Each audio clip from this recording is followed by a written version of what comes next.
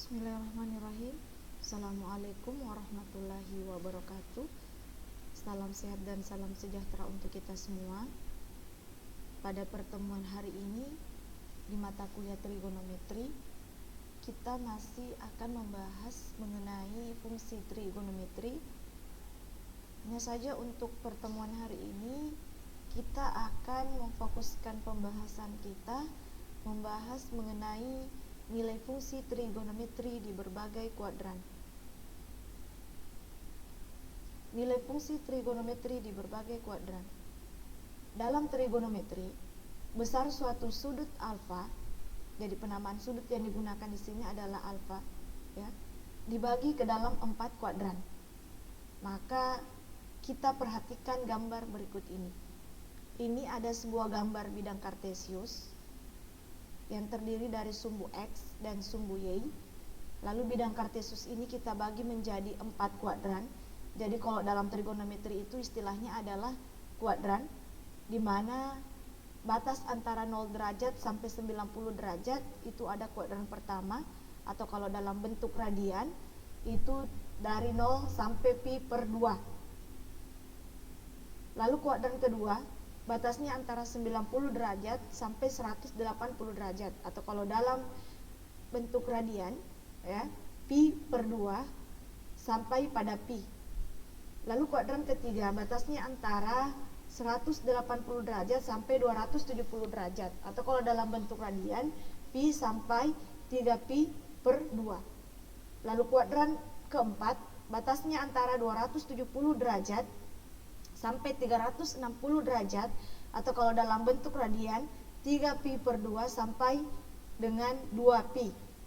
Jadi cara pembacaannya dalam bidang kartesius untuk keempat kuadran ini, ya, kalau dalam trigonometri kita membacanya berlawanan arah dengan jarum jam, ya, dari sini ke sini lalu ke sini sampai pada kuadran keempat ini. Seperti itu cara untuk membaca keempat kuadran dalam bidang kartesius di dalam trigonometri.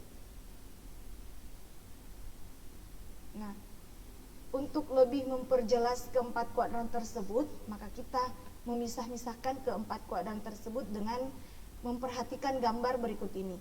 Di kuadran pertama, karena tadi penamaan sudutnya adalah alfa derajat, maka kita melihat bagaimana di kuadran pertama ini ada sebuah, ini bentuknya, ya, bentuknya ini adalah segitiga siku-siku, ya.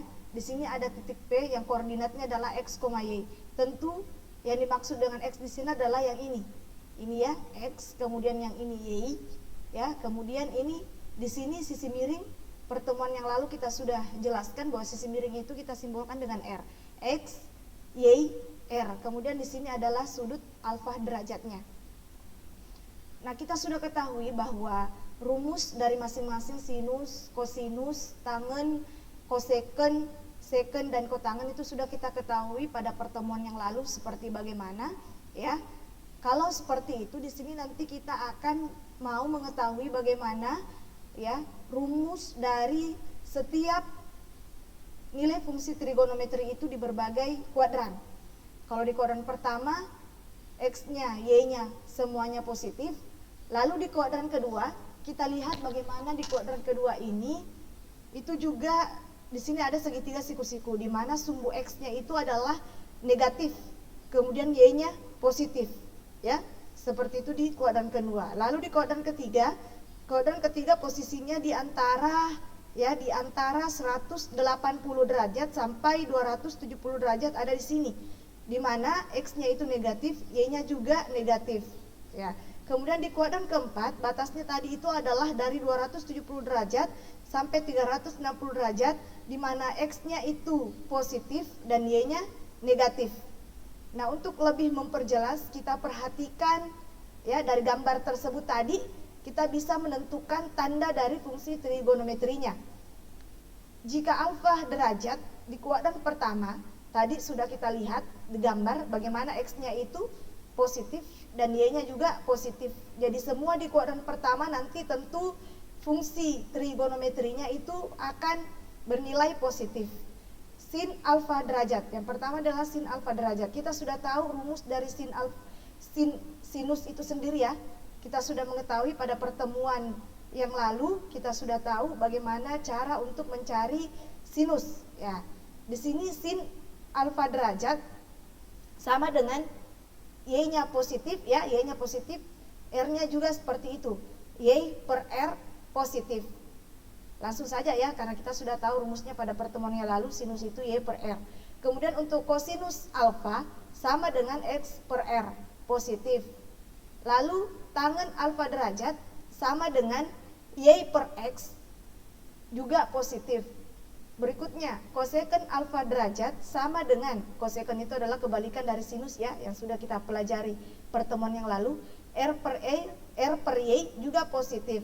Kemudian yang berikutnya adalah seken alfa derajat sama dengan r per x, kebalikan dari kosinus ya, juga positif. Kemudian kotangen alfa derajat, kebalikan dari tangen, x per y juga positif. Jadi semua di kuadran pertama karena x-nya positif, y-nya positif, r-nya pun demikian, maka semua di kuadran pertama nilai dari keenam fungsi trigonometri tersebut bernilai positif. Berikutnya di kuadran kedua, tadi sudah kita melihat dalam gambar bagaimana x-nya itu negatif, y-nya positif karena batasnya antara 90 derajat sampai 180 derajat. Jadi langsung saja ya, sinus alfa derajat rumusnya adalah y per r. Ini positif karena y-nya tadi positif, r-nya juga demikian. Kemudian koseken alfa derajat sama dengan x-nya negatif. Jadi x-nya negatif berarti min x per r negatif. Tangen alfa derajat sama dengan y per min x, x-nya negatif r. Jadi tangen alfa derajat di kuadran kedua itu negatif. Kemudian koseken alfa derajat pada kuadran kedua itu positif, r per y. Kemudian seken alfa derajat sama dengan r per min x negatif pada kuadran kedua. Kemudian kotangen alfa derajat pada kuadran kedua itu bernilai negatif, min x per y. Lalu bagaimana dengan alfa derajat di kuadran ketiga? Kita lihat, karena tadi di gambar kita sudah melihat bagaimana kuadran ketiga itu x-nya negatif, y-nya negatif, berarti x dengan y negatif dua-duanya pada kuadran ketiga, batasnya antara 180 derajat sampai 270 derajat. Jadi sinus alfa derajat sama dengan min y per r negatif. Kemudian kosinus alfa derajat sama dengan min x per r negatif. Tangen alfa derajat sama dengan min y per min x ya, karena sama-sama y dengan x-nya negatif, maka tentu tangen alfa derajat pada kuadran ketiga adalah positif. Kemudian koseken alfa derajat sama dengan r per min y negatif. Seken alfa derajat sama dengan r per min x negatif. Kemudian kotangen alfa derajat min x per min y, kebalikan dari tangen tadi, min karena negatif x-nya, y-nya juga negatif pada kuadran ketiga, maka tentu kotangen alfa derajat pada kuadran ketiga itu bernilai positif. Lalu bagaimana dengan di kuadran keempat? Ya, kita melihat bagaimana di kuadran keempat itu batasnya antara 270 derajat sampai 360 derajat. Jadi posisinya adalah pada sumbu x, dalam hal ini x-nya positif, kemudian pada sumbu y, dalam hal ini y-nya tentu negatif. Sin alfa derajat sama dengan min y per r negatif. Cos alfa derajat sama dengan x per r tentu positif. Kemudian tangen alfa derajat di kuadran keempat min y per x negatif. Kemudian koseken alfa derajat sama dengan r per min y negatif. Seken alfa derajat sama dengan r per x positif. Kemudian kotangen alfa derajat sama dengan x per min y itu negatif pada kuadran keempat. Jadi seperti inilah nilai dari keenam fungsi trigonometri di berbagai kuadran. Lalu kesimpulan apa yang bisa kita ambil setelah kita tadi sudah mengklasifikasikan nilai keenam fungsi trigonometri dari masing-masing kuadran yang ada, dari kuadran pertama sampai kuadran keempat, maka kita bisa menyimpulkan bahwa tanda fungsi trigonometri dapat diringkas Berikut kita lihat tabel di bawah ini. Jadi yang pertama alfa derajat di dalam kuadran, ini kuadran 1, 2, kuadran 3, dan kuadran 4. Kemudian di kuadran pertama kita melihat bagaimana sin alfa dan cosecant alfa derajat itu bernilai positif. Sementara untuk di kuadran kedua, untuk sin alfa dan cosecant alfa derajat itu bernilai positif juga. Di kuadran ketiga dan kuadran 4 untuk sin alfa derajat dan cosecant alfa derajat itu ternyata bernilai negatif. Lalu untuk fungsi trigonometri kosinus ya, cos alfa derajat dan secant alfa derajat di kuadran pertama itu positif. Di kuadran kedua dan kuadran ketiga negatif ya, ini. Kuadran kedua dan kuadran ketiga negatif. Sementara untuk di kuadran keempat positif. Lalu bagaimana dengan tangen alfa derajat dan kotangen alfa derajat? Di kuadran pertama itu bernilai positif ya. Kemudian di kuadran kedua untuk tangen dan kotangen itu negatif. Di kuadran ketiga positif. Lalu di kuadran keempat untuk tangen dan kotangen alfa derajat itu bernilai negatif. Jadi kalau seperti itu kita bisa melihat bahwa bagaimana di kuadran pertama itu semua nilai fungsi trigonometri itu akan bernilai positif ya.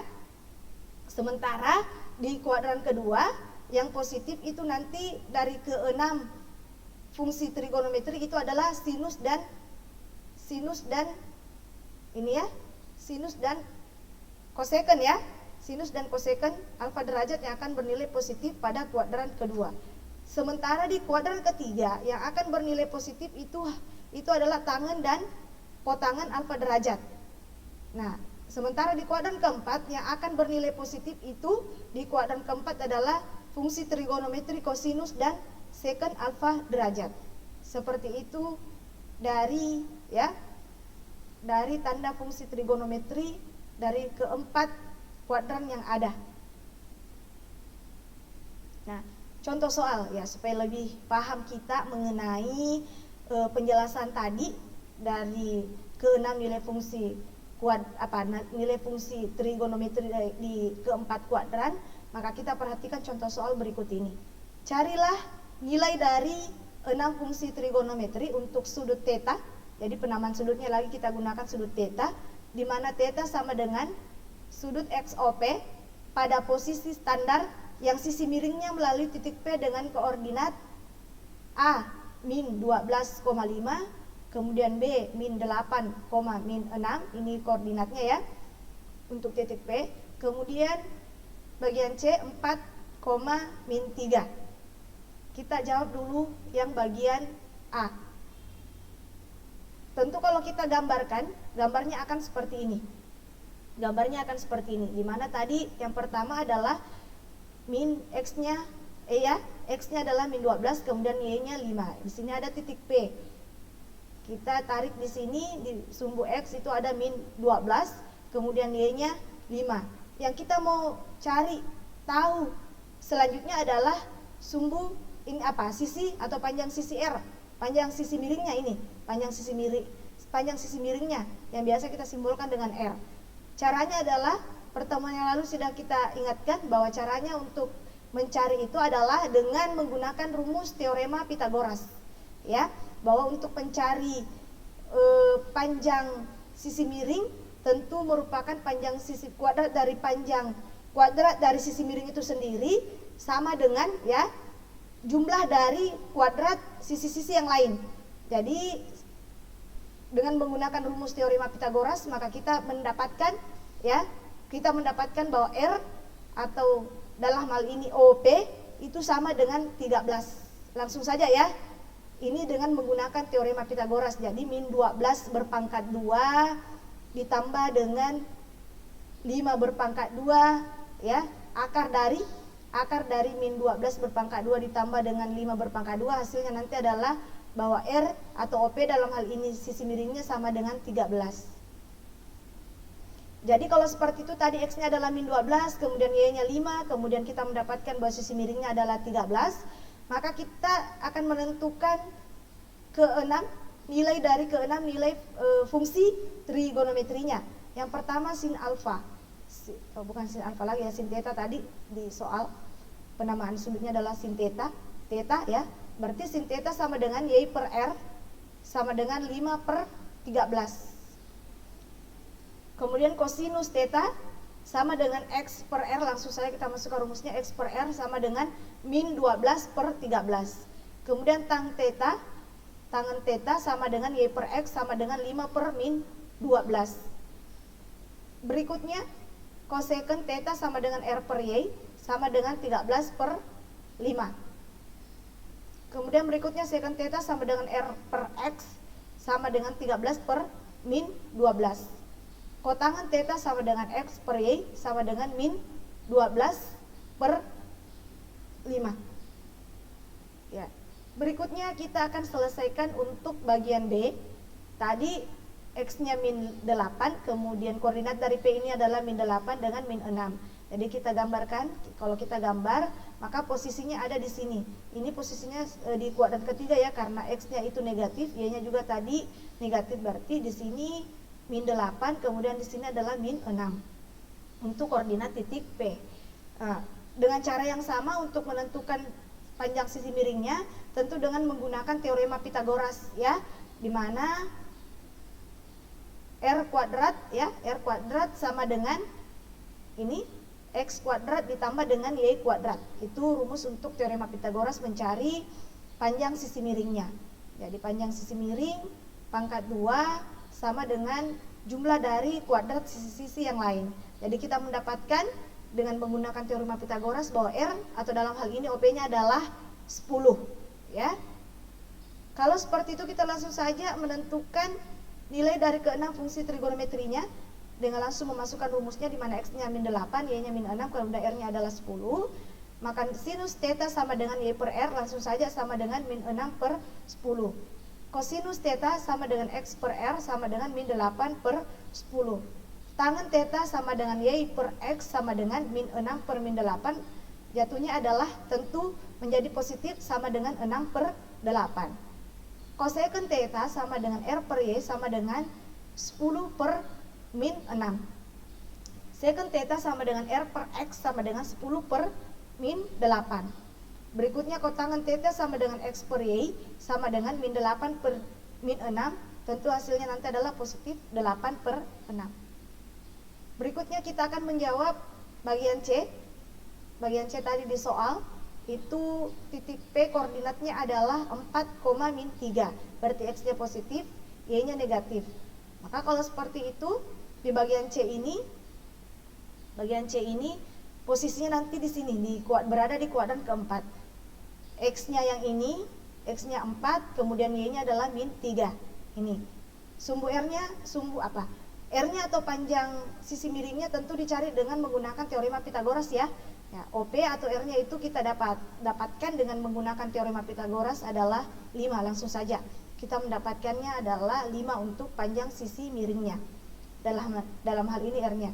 Kalau seperti itu X-nya sudah kita dapat, X-nya 4, Y-nya min 3, kemudian R-nya adalah 5 dengan menggunakan teorema Pitagoras. Tadi kita mendapat R-nya sama dengan 5. Lalu kemudian adalah kita langsung saja mencari nilai dari keenam fungsi trigonometri di bagian C ini. Ya. Sin theta sama dengan y per r. Ya, y-nya min 3, r-nya 5, jadi min 3 per 5. Kemudian kosinus theta sama dengan x per r sama dengan 4 per 5. Kemudian tangen theta sama dengan y per x sama dengan min 3 per 4. Berikutnya cosecant theta sama dengan r per y sama dengan 5 per min 3. Secant theta sama dengan r per x sama dengan 5 per 4. Kotangen theta sama dengan x per y sama dengan 4 per min 3. Ya, cukup sekian materi kita pada kesempatan hari ini untuk materi nilai perbandingan trigonometri di berbagai kuadran. Dengan satu contoh soal ini, saya pikir ini akan menambah pemahaman kita terkait materi mengenai fungsi trigonometri di berbagai kuadran ini. Saya akhiri pertemuan kita hari ini dengan mengucapkan Sekian dan terima kasih. Billahi fi sabilil haq. Fastabiqul khairat. Wassalamualaikum warahmatullahi wabarakatuh.